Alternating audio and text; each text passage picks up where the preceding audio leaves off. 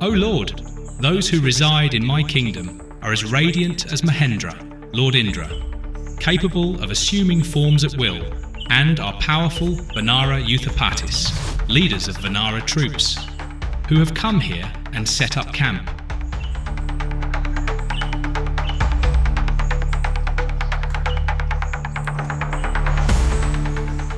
They have brought with them such powerful Vanara warriors who have displayed their valour in numerous battlefields and are capable of performing fearsome feats. Here are Vanaras so terrifying that they resemble Daityas, demons, and Danavas, giants.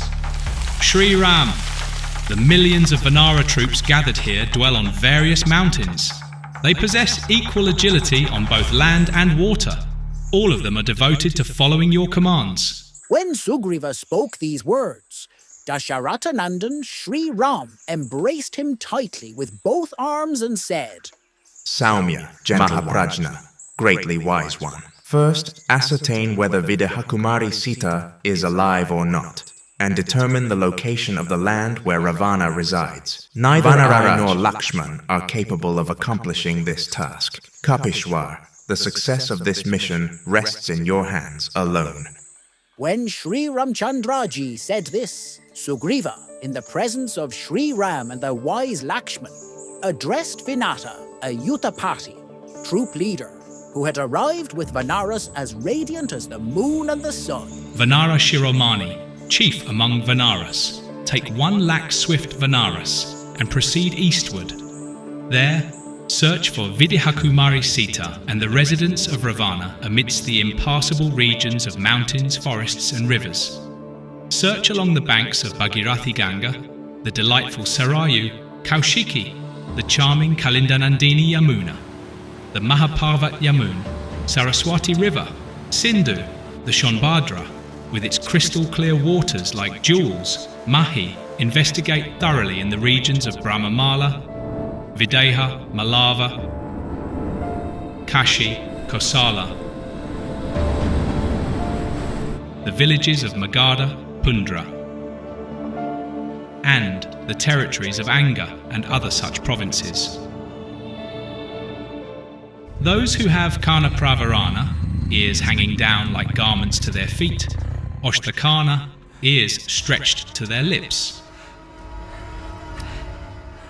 and Goraloha Mukha, faces black and terrifying like iron. Those who, despite having only 1 leg, run swiftly, and whose lineage never diminishes. These beings, and those powerful Narabakshi Rakshasas, man-eating demons, those with sharp, pointed peaks like the tip of a needle, radiating like gold, beautiful to behold, those who eat raw fish, dwell on islands, and move about underwater, and the Kirat beings, whose lower body resembles that of a human, while their upper body is like that of a tiger. These dreadful creatures have been described.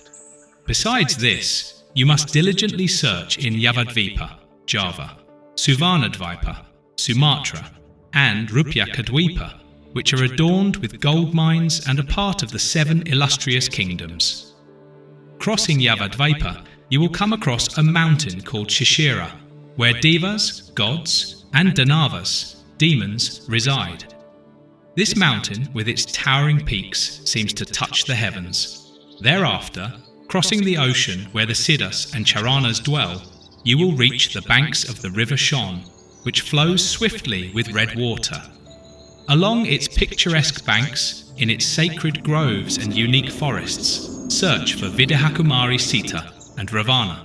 Beyond these mentioned lands, you will find a sea filled with Ikshuras, sugarcane juice, and its islands, which appear immensely terrifying. The Sea of Ikshuras is tremendously fearsome. Its towering waves rise with the force of the wind, and it roars continuously. In this sea dwell many gigantic asuras. They remain hungry for long durations, and drag living beings to them by capturing their shadows. This is their perpetual sustenance, granted to them with the permission of Brahmaji. The Sea of Ikshuras appears dark like a black cloud. Large serpents dwell within it, and it constantly resounds with a mighty roar. By special means, you will cross this great ocean and reach the shore of the fearsome Lohita Sea, filled with red-coloured water. There, you will behold the enormous Kuta Shalmali tree, which marks the Shalmali Island. Nearby stands a magnificent abode of Vinatanandana Garuda, crafted by Vishwakarma. This splendid structure is adorned with various precious gems and shines brilliantly like Mount Kailasa, both vast and luminous. In this island dwell terrifying Rakshasas called Manda, whose bodies are as massive as mountains. They hang from the peaks of cliffs situated in the midst of the Sura Samudra, the ocean of nectar. These Rakshasas are shapeshifters, capable of assuming numerous forms, and are exceedingly fearsome. Every day at sunrise, these Rakshasas face upwards and attempt to battle the sun.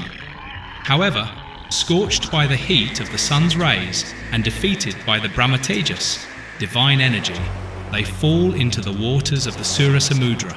Beyond Shalmali Island and the Sura Samudra, you will come upon the seas of clarified butter and curd, respectively. After searching for Sita in these regions, as you move further, you will behold the Kshirasagara, ocean of milk, which shines with the brilliance of white clouds. Durdhasha Vanaras, invincible Vanaras. Upon reaching there, you will see the Kshirasagara, whose rising waves appear as if it is adorned with necklaces of pearls. At the centre of this ocean lies a towering mountain named Rishabha, renowned for its white colour. That mountain is surrounded by countless trees laden with blossoms, exuding divine fragrances. At its summit lies a lake called Sudarshana, adorned with lotus flowers as white as silver. The stamens of these lotuses are golden, and they constantly radiate divine brilliance. This lake is home to swans and is frequented by devas, karanas, yakshas, kinnaras, and apsaras, who joyfully come here to enjoy water sports. Vanaras. Once you cross the Kshirasagara and move further, you will soon encounter a sea filled with sweet water. This vast ocean is fearsome to all beings, as it houses the great fiery energy of Vadavamukha, which arose from the wrath of Brahmarshi Alva. In that ocean, the immensely powerful waters teeming with various living beings serve as nourishment for the Vadavamukha, subterranean fire. The dreadful Vadavanala, submarine fire, consumes this water, and its terrifying presence fills the air with the anguished cries of helpless sea creatures who wail in despair, fearing their downfall into the fire. 13 yojanas to the north of this ocean of sweet water, there stands a magnificent golden mountain. This towering peak shines with the resplendence of Kanaka, gold, and is adorned with golden rocks. On the summit of this mountain, you will find Bhagavan Ananta, the eternal serpent who supports the earth. His sacred form is luminous and white as the moon. Though of the serpent race, his appearance is divine. His eyes resemble blossomed lotus petals, and his body is clad in blue garments. Beyond this lies the Udaya Parvat, Mountain of Sunrise, which is adorned with divine brilliance.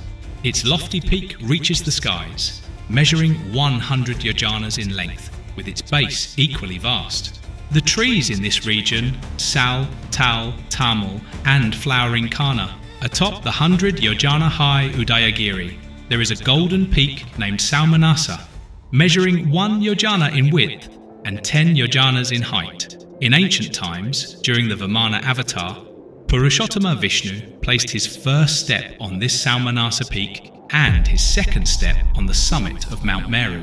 When Surya, the sun, completes his northern rotation and circles Jambudvipa, he ascends to the very high Saumanasa peak, from where the inhabitants of Jambudvipa witness him with greater clarity. On this Saumanasa peak, the illustrious Vaikanasa Mahatmas and the ascetic Balakilya sages are seen shining brilliantly.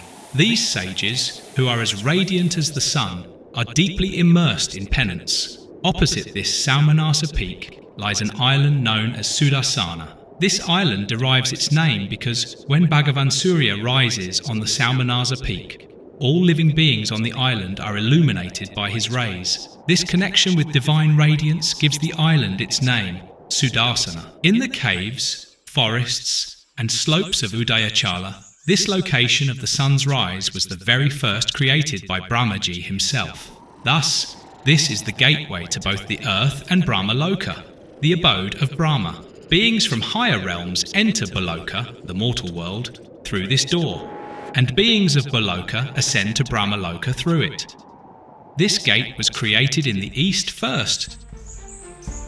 Beyond this, the eastern direction becomes inaccessible. There, the Devas, gods, reside.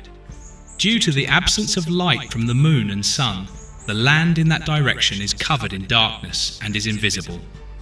In the mountains, caves, and rivers surrounding Udayachala, and in other places that I have not specifically pointed out, you must continue searching for Janaki.